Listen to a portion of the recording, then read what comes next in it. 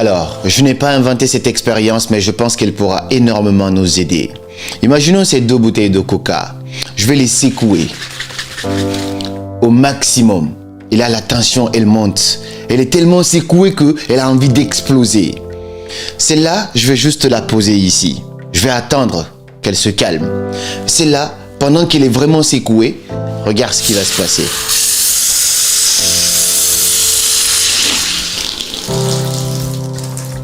Ça s'est renversé partout. Ça a explosé, ça a dégagé ce que ça avait envie de dégager.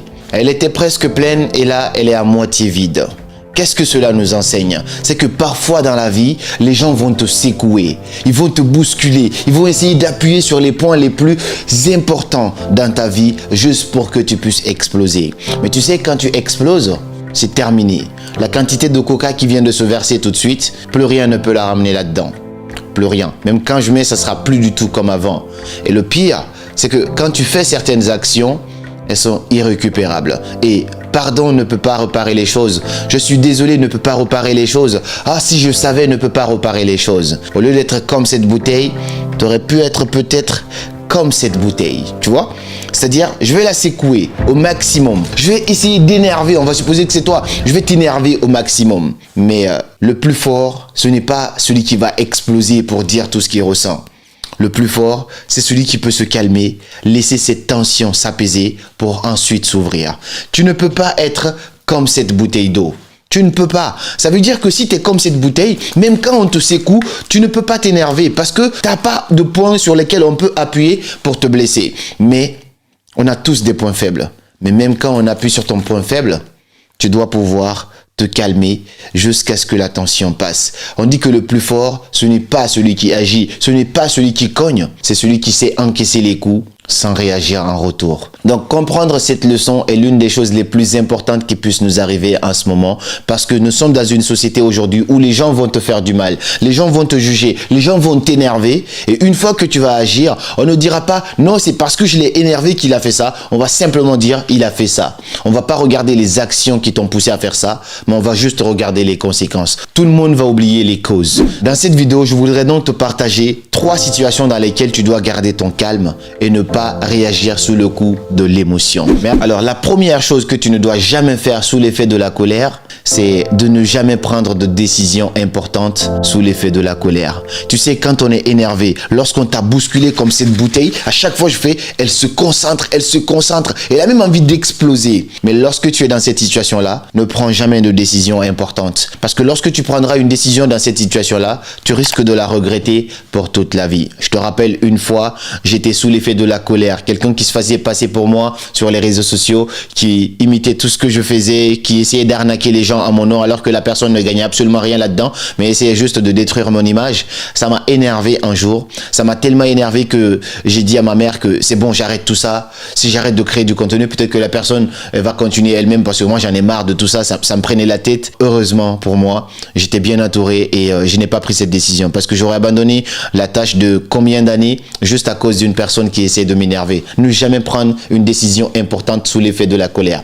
J'ai accompagné des personnes qui ont pris des décisions hyper importantes, genre rompre avec son ou sa partenaire juste sous l'effet de la colère, alors que si tu laissais le temps passer, si tu laissais la bouteille se reposer comme celle-ci, maintenant quand tu vas l'ouvrir tout doucement, il va absolument rien se passer parce que elle s'est d'abord calmée. Je les ai tous les deux secoués ici. Et tu vois, celle-là je l'ai ouvert, elle n'a pas explosé de partout parce que j'ai pris le temps de laisser la bouteille se calmer. Donc toujours prendre le temps. On dit que la nue porte conseil. Laisse une nue passer. Quand on t'énerve, quand on te bouscule, quand on appuie sur tes points faibles, le plus fort c'est celui qui sait se ressaisir et prendre ça sur lui. Parce que si tu sais te contrôler à l'intérieur, tu pourras contrôler tout à l'extérieur. Mais si tu ne peux pas te contrôler à l'intérieur, tout va te passer sous la main à l'extérieur. La deuxième chose que tu ne dois jamais faire sous l'effet de la colère, c'est de dire un sale mot à une personne.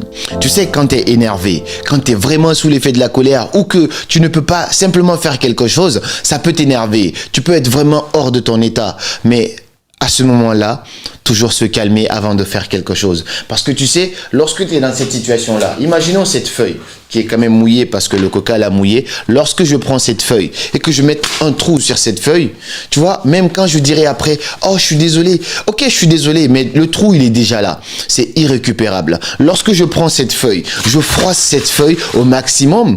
Quand j'aurai envie de la déplier après, je pourrai la déplier, mais elle ne sera plus du tout comme avant. Même quand je prendrai un fer à repasser, les choses ne seront plus du tout comme avant. Ce qui veut dire que quand tu dis une parole blessante à une personne, même quand tu demanderas pardon après, cela ne va absolument rien changer. Donc avant de sortir quelque chose de ta bouche et dire à quelqu'un quelque chose qui peut blesser la personne, réfléchis d'abord 1000 fois avant de le faire. Parce qu'une fois que c'est fait, c'est irrécupérable. Faire très attention à ce qu'on va dire. Moi, je t'ai raconté ici une histoire de moi où un cousin à moi à qui j'avais demandé de l'aide à l'époque pendant que j'étais dans une situation très difficile, la personne ne m'a pas aidé et c'était pas grave, on n'est pas obligé d'aider tout le monde. Mais au-delà de ça, la personne m'a dit des sales mots que j'ai jamais oubliés dans ma tête. En me disant, tu penses que c'est une histoire de famille là? En me disant pas mal de mots. Et tu sais, j'ai jamais oublié ces mots. Donc cette blessure, cette cicatrice du cœur va toujours rester éternellement. Avant d'ouvrir ta bouche pour dire quelque chose à un ami, à un partenaire, à quelqu'un, réfléchis d'abord avant de le faire. Parce que une fois que c'est parti, ça ne peut plus revenir. C'est pourquoi chez nous, il y a un proverbe africain qui dit que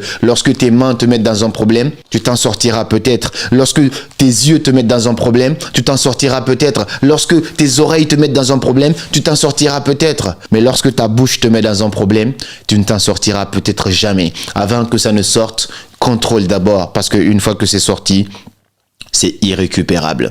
La troisième chose qu'il ne faut jamais faire lorsque la tension monte sous l'effet de l'émotion, c'est de faire des promesses lorsque tu es excité. Bon, là c'est vraiment très concret. On le sait tous, lorsque tu es dans la maison, dans le lit avec ton ou ta partenaire, tu sais, lorsque tu es excité, vous êtes sur le point de faire l'amour, tu vois, à ce moment-là, on ne contrôle pas tout ce qui se passe dans notre cerveau parce qu'il y a l'adrénaline qui est montée, il y a la dopamine qui est là, on a besoin de quelque chose instantanément. Et une fois que tu as besoin de ça, faire des promesses à ce moment-là, il y a beaucoup de papis, je sais pas, des gars comme ça qui font des promesses à leurs femmes, à leurs copines à ce moment-là, et plus tard ne tiennent pas à leurs promesses. Pourtant, la promesse d'une personne, c'est comme une dette. Donc, ne fais pas une promesse que tu peux pas tenir. Peu importe à quel point ton excitation peut monter, calme-toi. Sache que tu es dans une situation qui est à court terme, qui va passer au bout de 5-10 minutes. Donc, ne te mets pas dans cette erreur-là de promettre. Ou sinon, si tu es de l'autre côté, ne fais pas confiance à une personne qui te promet lorsque la personne est excitée. Parce que là, c'est juste en fait l'émotion, l'adrénaline qui est montée. Donc, la personne te dit des choses, peut-être que demain, elle va même pas se rappeler. On sait tous comment ça se passe. Ne promets pas quand tu es excité, quand tu es sous l'effet de la tension et tout ça. Et ne fais pas confiance à une personne qui te promet parce qu'elle est excitée. Oh chérie, je t'aime, tu es la femme de ma vie, tu sais, je vais t'épouser juste parce que la personne est excitée et plus tard demain tu lui dis c'est pas toi qui as dit ça? Non, je me rappelle pas avoir dit ça. Donc voilà pour ces 3 points par rapport à la colère. Cette vidéo, c'était hyper important pour moi de la faire. J'ai bien aimé cette métaphore par rapport au coca.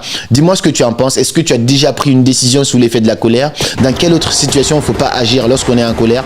Partage-nous ton expérience par rapport à tout ça. Et puis on se dit à très bientôt pour de nouvelles vidéos. Et comme toujours, c'était Karamo. Suivez vos rêves.